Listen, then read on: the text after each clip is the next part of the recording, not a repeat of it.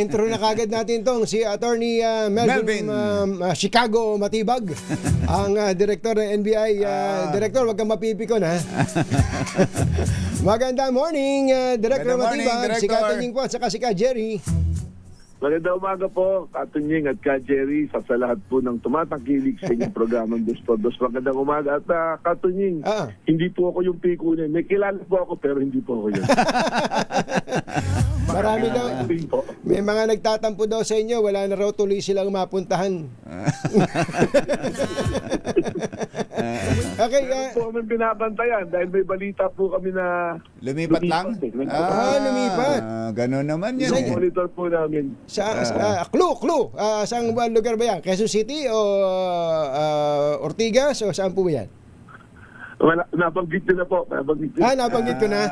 Parang alam ko na nga. Napagkukwentuhan na ng mga ilang mga kakilala natin eh. Director, una-una naging paksa kayo kahapon na. Kahit ganyan kayo kasikat. Hindi pa kayo ang nakasalang pero kayo na ang pinag-uusapan. Dapat inayos niyo yung kwelyo niyo. Tingnan na, wala pa ako diyan, ako na pinag-uusapan. Nagtataka rin po ako kung bakit naman gano'n kasi respectfully requested the prosecution na kung maaari po sana paagahin yung aking pagtistigo para mapuntahan ko po yung parehas na kaganapan. Ganun pa man po, ang in order of priority doon sa dalawang event na yan, yung po aking pagtistigo sa impeachment court. Kaya naman po, sabi ko nga po, paagahin po sana, kung maaari, dahil ng pagkakaalam ko, I was informed, ako ay nakatakdang tumistigo dun po sa pangatlong linggo, kung saan 21, 22. So, ini-request ko po sana na baka pwedeng maisingit ako na mapaalam ko ngayong linggo. Today po sana, tapos bukas, tapos sa galos. Kasi alam ko naman po na hindi naman po matatapos ng isang araw yung aking pagtistigo dahil kagaya po kahapon, nakita nyo, yung cross-examination hindi pa nga po tapos. Meron lang po sana akong dadaluhan na isang importanteng event po sa Bangkok na kami po on regional yung scam po, yung mga ganyan po na makakapulong po na malaki sa ating bansa. Bakit po? Kung maalala nyo po, kaalis lang po natin sa dailies sa money laundering. Yes. Yung ATF po, yung financial sa France. Passports po, yung ATF po. So, point system po yan. Yung pagdala ko po ron sa point. Dahil next year po, we will be again subjected to audit kung mananatili po tayo out of the dailies. Sa mayo. Kaya importante. Importante rin. Apo. Totoo naman po, pwede ko magpadala ng aking deputy, mentioned by Senator Alan. Yun naman na po yung plano ko. Magpapadala sana ako ng deputy. Actually, nakalista na nga po doon na may dadalo talaga. But I received communication from the director of FBI himself na gusto po akong makaharap on a side meeting. And that is a very opportunity for an FBI director na magkaroon po ng side meeting sa FBI. Sino ba yung FBI director? Sino ba yung FBI director na yan? Kash Patel po. Ano pangalan? Director Kash Patel po. Kash Patel. Siya mismo ang nag-request na siya po ang nag-request mismo na umattend kayo para makausap niya kayo? Yung po kanyang kanyang country representative dito, yung election officer po. Kasi po, ganito po yan may pangyayari po kasi hindi naman natin ibinalita. One of the 10 most wanted of US, yung number 2 wanted po, si Henry Kimball, na nakita niyo po sa news, he was extradited 2 weeks ago na matagal na pong gustong makuha ng FBI. Natulungan po natin ang FBI.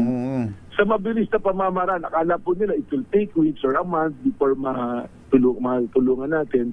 Pero nag-coordinate po sila sa akin ng Monday. On Thursday, napadala na po natin.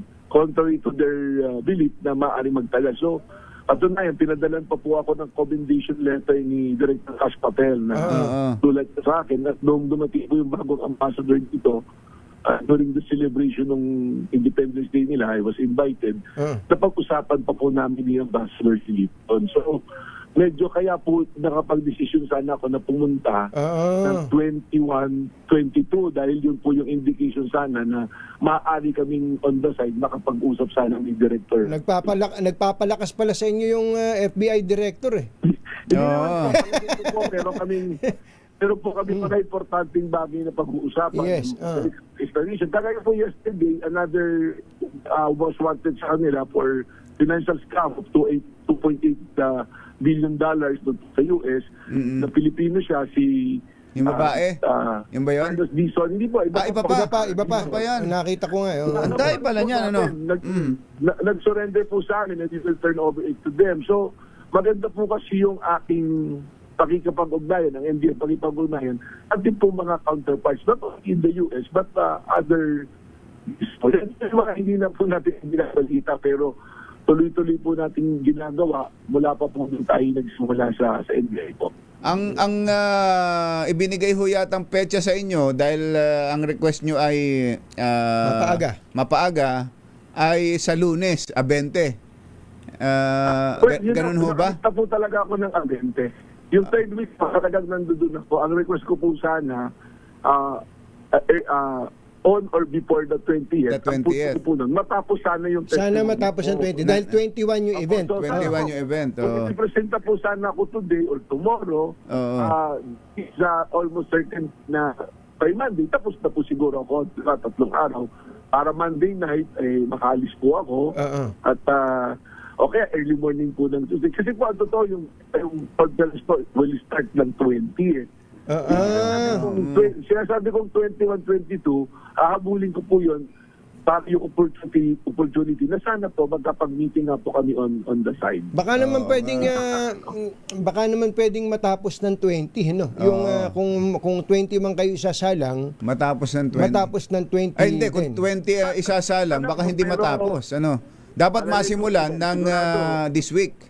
Dapat talaga Wednesday na. Talagay ko po, hindi po tatapos. Although narinig ko naman po yung order na sinabi ni Senate President ni Senate President Win Gatchalian na kung ano matapos ng Lunes, tapos umalis ako, pabalik ako. Ang iniisip ko po ngayon, baka ako po yung decision na mag-request na lang ako ng ibang araw para magkaharap po kami, makaka-meeting ko po si Director Patel ng FBI. O kaya, Director, para win-win, win-win. Ano kaya kumbidahin nyo na lang si Director dito sa atit ng maestima din. Makaranas naman siya ng Filipino hospitality. Actually, isa po sa plano ko yon na na dumating. Actually, yung pong nilang liaison officer, sabi nga, yung pinadala sa aking letter of commendation. Early on pa po, ang sabi nga is, there is the original signature, with signature, that we will give it to you when you meet. Yun po yung time na ginamit sa akin. So, okay lang naman po. Alam po na support itong nangyayari ating impeachment trial na kung saan tayo tinatawag na maging testigo. So, yun po yung priority natin dito. Opo. At least, klaro na yan.